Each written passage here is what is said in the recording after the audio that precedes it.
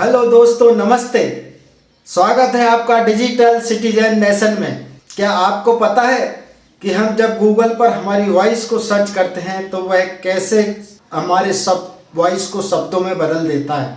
क्या आप जानते हैं कि कैसे ड्राइवर लेस कार बगैर ड्राइवर के चलती है। क्या आपने सोचा है कि जब हम हॉस्पिटल जाते हैं हमारे टेस्ट के लिए जो मशीन होती हैं, MRI machine, x-ray machine and CT scan कैसे हमारी बॉडी को स्कैन करके हमारी बीमारी का पता लगा लेती है। एलेक्सा को तो आपने यूज किया ही होगा। एलेक्सा टीवी चालू कर दो, एलेक्सा टीवी बंद कर दो, एलेक्सा टीवी का वॉल्यूम बढ़ा दो, एलेक्सा टीवी का वॉल्यूम कम कर दो, एलेक्सा एसी ऑन कर दो, एलेक्सा एसी का टेम्परेचर कम कर दो, एलेक्सा एसी का टेम्परेचर बढ़ा दो, एलेक्सा अब कोई अच्छा सा गाना सुना दो, एलेक्सा अच्छा आप बंद हो जा। मतलब एलेक्सा को एक अलाउद्दीन की चिराग के तरह काम करने का ऑर्डर दिया जाता है और वो आपका हर काम करता है। अद्भुत। एक्चुअली में इन सब के पीछे हाथ होता है कृत्रिम बुद्धिमत्ता का, यानी कि आर्टिफिशियल इंटेलिजेंसी हैं। तो वहाँ पर आर्टिफिशियल इंटेलिजेंसी के द्वारा इन मशीनों से ऐसे काम किया जाता है जो एक जटिल काम को, कॉम्प्लिकेटेड वर्क को भी बड़े आसान तरीके से और कम समय में कर देती है। बहुत समय लग जाता है उसको बहुत कम समय में कर दिया जाता है। मनुष्य से गलती हो सकती है, उसे हम ह्यूमन एरर कहते हैं।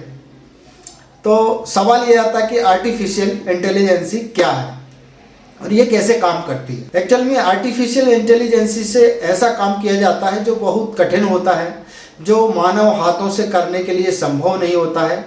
और अगर कोई मानव, कुछ काम ऐसे होते हैं कि कर सकता है लेकिन बहुत अधिक लंबा समय लगता है और लंबे समय में उससे स्वाभाविक रूप से गलती होना एक मामूली बात होती है कि वह गलती होती है, जिसे हम ह्यूमन एरर कहते हैं। तो आर्टिफिशियल इंटेलिजेंस के द्वारा रोबोट को, मशीन को ट्रेन किया जाता है। इनमें ऐसी प्रोग्राम की जाती है जो बहुत अधिक कठिन कार्यों को भी बड़े सरल तरीके से कम समय में कर देते हैं। चलिए इस वीडियो के साथ आगे हम समझते हैं कि आर्टिफिशियल इंटेलिजेंसी AI कैसे वर्क करती है। इसके बारे में और बहुत से इम्पोर्टेंट क्वेश्चन आते हैं, उनको हम समझते हैं।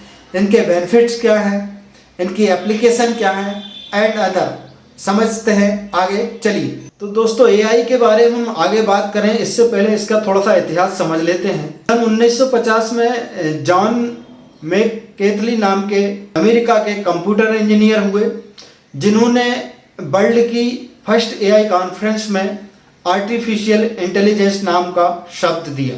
उन्होंने यह बताया कि आर्टिफिशियल इंटेलिजेंसी AI एक हाई लेवल टेक्नोलॉजी है जो मशीन की इंटेलिजेंसी बढ़ाती है। इसके माध्यम से हम ऐसे रोबोट बना सकते हैं जो मानव मस्तिष्क के समान कार्य करेंगे। इसके बाद बहुत से इंस्टीट्यूट और यूनिवर्सिटी में AI सेंटर खोले गए, जहां पर AI पर रिसर्च शुरू होने लगी। AI की रिसर्च शुरू हुई तब वहां पर साइंटिस्टों को चुनौती मिली कि उन्हें ऐसा सिस्टम बनाना है जो खुद सीख सके, सेल्फ इम्प्लीमेंट करे खुद के इनपुट से और समस्याओं को सॉल्व करके आउटपुट दे सके। सन 57-58 में दो साइंटिस्टों ने GPS नाम का एल्गोरिदम पब्लिश किया, जिसमें सामान्य समस्याओं का समाधान निकाला जाने लगा था, लेकिन जटिल समस्याओं का हल नहीं निकल पाया था।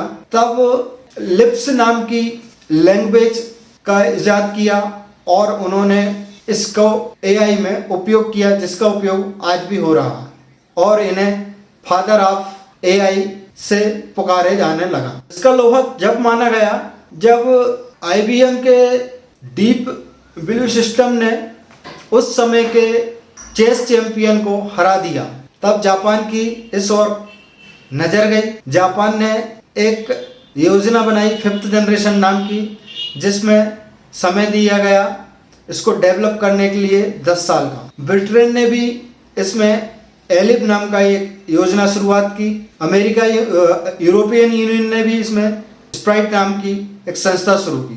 फिर 1983 में कुछ निजी संस्थाओं ने मिलकर एक लार्ज स्केल पर इंटीग्रेटेड सर्किट डेवलप करने के लिए योजना बनाई, जिसके लिए उन्होंने micro electronics and computer technology union बनाई। फिर ये इंडस्ट्री धीरे धीरे एक पेड़ का रूप लेते गई और आज हमें इसका फल मिलने लगा। इसके फलस्वरूप हमें मिला है speech recognise system, robot automation system, dancing robot, talking humanise robot, smart home devices, medical devices, gadget and driverless vehicle and other. Latest में हमें मिला है एक सॉफ्टवेयर चैट जीपीटी। उम्मीद है आप इसके इतिहास को समझ गए होंगे। अब हम समझते हैं कि ये काम कैसे करता है, ये कैसे कार्य करता है, इसको हम आगे समझते हैं। एआई सिस्टम की कार्यशैली के लिए इन्होंने 3 चीज़ों के लिए प्राथमिकता दी, उनके बारे में सोचा, उनको पहले रखा। एक पहली रखी लैंग्वेज, दूसरा कॉमन सेंस, तीसरा मैथमेटिक्स। एक इंटरव्यू में एआई के जनक से पूछा गया कि आपको सबसे अधिक इस एआई टेक्नोलॉजी में डिफ़िकल्ट क्या लगा, तो उन्होंने जवाब दिया कि मैथमेटिक्स सॉल्विंग।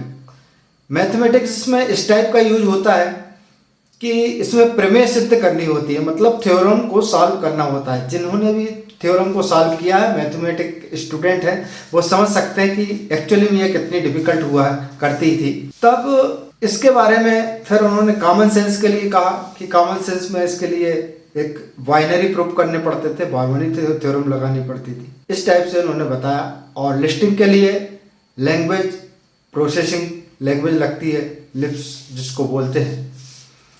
तो इसमें मुख्य रूप से 3 टूल्स का यूज किया जाता है कि लिस्प जो होती है डिस्ट्रक्शन के लिए होती है, दूसरा मेमोरी डेवलपमेंट, मेमोरी स्ट्रक्चर बनाने के लिए इसमें एक ट्री रूप का फैशन बनाया जाता है बाइनरी के द्वारा, दूसरा इसमें कंट्रोल सिस्टम के लिए एक जैसे ही इसका फर्स्ट प्री इनपुट आता है और वो गोल की तरफ जाने लगता है, उसमें वर्किंग होने लगती है।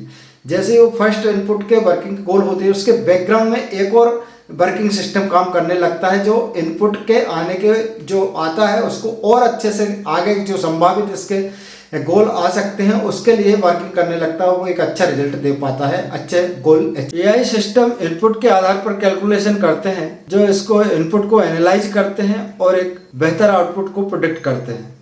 ये 3 स्टेज में काम करता है, self learning and reasoning and self correction. Self correction में इसको जो एल्गोरिदम बनता है उसको और बेहतर फाइन ट्यून किया जाता है, जिससे जो आउटपुट्स मिलते हैं वो फास्ट एंड करेक्ट आउटपुट मिल पाते हैं। एआई सिस्टम में बहुत कुछ है, बहुत लाभ हैं इसके, कुछ मानव जाति के लिए नुकसान भी हैं। इसको बहुत अच्छे से समझने की और उपयोग करने का फ़ायदा लेने की आवश्यकता है। ये टेक्नोलॉजी का बहुत ही लाभ मिल सकता है और एक फास्ट ट्रैक बन सकता है हमारे कार्यों को, जीवन के सुलभ कार्यों को करने के लिए, जटिल कार्यों को करने के लिए। तो इसको यूज टू बनाएं। आगे की जानकारी मैं देते रहूँगा। मैं हूँ राकेश कुमार गौर, मध्य प्रदेश होशंगाबाद से। इस प्रकार के मेरे वीडियो को लाइक सब्सक्राइब करते रहिए। धन्यवाद। मैं आपकी सेवा में बना रहूँगा।